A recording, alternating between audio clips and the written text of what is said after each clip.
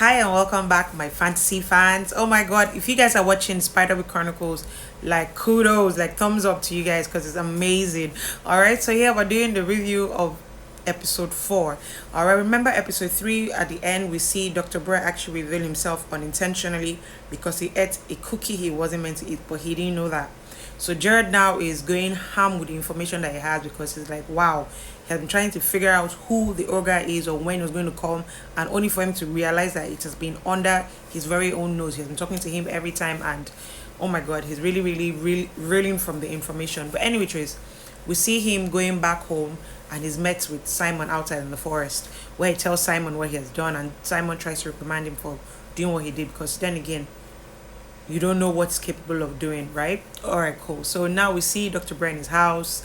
He's he's reeling like, oh my god, that now Simon and Jared knows who he is, so he has to figure out a way to stay ahead of them and everything. Then he's interrupted by his nosy neighbor Stacy, who comes in to complain about something in the garden. On her way out, she lets him know that something has been done to his door. When he sees it, he realizes that, oh yeah, Jared, because obviously Jared wants everybody to know he's an ogre, but being he's a troubled child and he's a doctor, who do you think anybody's going to believe? I know, right? But anyway, he tried his best. Anyways, so yeah, so we see them back at the manor, Spiderwick Manor. They're having breakfast, and Miko and Hatcher come in and they go upstairs. So they go upstairs to see Thimbletack. But remember, in the beginning, I forgot to mention, Thimbletack tried to kill or harm Jared, and in the midst of doing that, he got caught because he knew that he was going to be up to something. So he's trapped now. They're trying to ask him for his help, but he's not willing to give the help because he doesn't know them. Only that he knows that they are Lucinda's family, but he doesn't know them and doesn't trust them. So he says he's not going to help. So Jared gets upset and says because he doesn't want to help, he's going to be there. But anyway, he's devised a plan on how to find clues around the city, which they do. So they decide to divide into two groups to find it easier and quicker, right? So yeah, so this is done. They go their own separate ways. But before then, Helen is about to leave the house and she's talking to Malorie at the foyer, and there's a doorbell ringing and they open, and it's Brie, that's Tana's daughter. She comes in to try to tell the mom that she wants to introduce Malorie to people around town since she's new. So Henny's like, oh yeah, sure, go ahead, go ahead. So they do that. So they do a house party in the house where everybody, well, the kids, not all, but some of the cool kids come out to play. All right, so that they see them chilling and everything. Where we see Simon and Hatcher go to the factory. When they were there, they were met by Calliope trying to tell Simon her own side of the story and why she's working with Mulgarath and all of that. But she didn't stay long because Hatcher drove her out.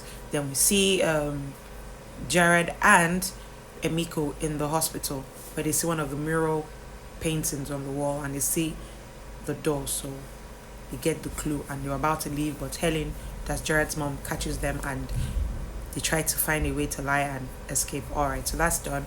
But Simon gets home before Jared because Jared had to go to another spot where the troll is meant to actually be staying under, and everybody's scared to even try to go there because they don't know what will happen, right? So yeah, so Simon is concocting a spell with Thimbletack, but Thimbletack said this is the way to get Lucinda. That's what's happening. Then downstairs we see the kids play a game where they pick a name out of a bowl and they do like 7 minutes of heaven and everything. So she picks the name Chris, cool looking dude. They go upstairs, have a connection one-on-one, they have a kiss, smoosh, they come down. Then she's feeling herself like, oh my god, it's so cute. Then she sees the bowl and she's curious, like, let me see. And she opens the names, the papers, and she sees the same name, Chris, all over. She realizes that she has been played by Brie. All right, so that's that. So let's go back to the side of town now, where we see Tana, and Dr. Brauer. Tana comes to the hospital to fight on them closed. Anyway, so Brauer stages a protest in front of the hospital. Dr. Brauer comes out and is trying to disperse them, but Tana gets upset because of what he says and punches him. And Helen is like, that's wrong, reprimands them and shows some love and attention and compliments the doctor. And apparently Ogres love compliments and love, so because of that, a connection was born. I know who wants to have that kind of connection with an ogre. Scary shit. But anyway, that's what happens. So yeah, so we see that. So back to the manor. Alright, so the kids are back. Jared sees Simon concocting a spell and is wondering, what are you doing? Because like Thimbletack said, that's the only way to Jonathan bring Lucinda back. He's arguing, but say, okay, you know what, let's go since it already started. So in the midst of doing that, flowers form a circle and it grows, just like what happened in the video they watched before from the projector of the Spiderwick and Lucinda back in the day. So that was recreated and something comes out. What they were expecting wasn't what they saw. Instead they saw a sprite, and Jared was angry. Like, this is the reason why I said do not trust him and everything. Thimbletack escapes, running away around the house, and the light starts to flicker around. And next thing, before you know, some people downstairs fall, and there's darkness. Before that, what you might call it now, Brie and Malorie, they're having a conversation. She's asking her why she did what she did, which was uncool, knowing that that's her boyfriend. Why would she do that? In the midst of their confrontation, that's when the light goes off, right? Okay, that happens. Helen comes into the house and she's wondering what's going on because she didn't expect all of this. As she's doing that upstairs, because of the sprite and everything, Jared kills the sprite, which sets off Simon. Simon goes off on him, like what he did was awful.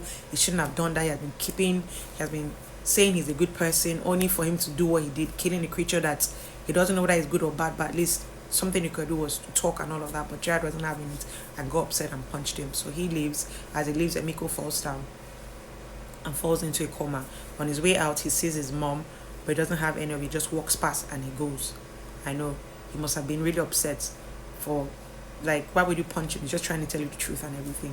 But anyway, so we see the ambulance, because apparently Helen called the ambulance, like, okay, the things happening, people have gone into a coma, she doesn't know what's going on, so they're trying to take people out. Then Tanner comes in and he's shouting like he knew this was going to happen, that he's just like his great aunt, that this is what happened, and he's following her footsteps. And Helen gets upset and goes off on him that she didn't do that.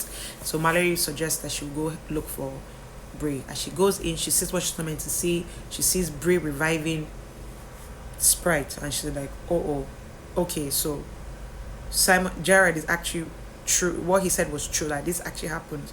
But anyway, I digress. So they go out and they leave. Next thing we see, Simon and Calliope walking towards Dr. Brauer. Obviously, you know that this is the ogre. Your brother has told you, but no, you're upset and you're going to the enemy's house. And the last part that even makes me so, oh my god, afraid for his own sake is, oh, you arrived just in time for dinner. Whose dinner? Is it dinner? Oh, if you're as curious as I am to know what dinner is and if it survives till the next morning, stay tuned. I'll be giving you some more reviews on that. All right, don't forget, we're building a community one block at a time, so don't forget to like, share, subscribe, comment. And I know I can't be the only one who has watched it and is trying to share ideas on what's going on. Please, so drop your comments. I repeat, please drop your comments and let's have an amazing time. All right, bye.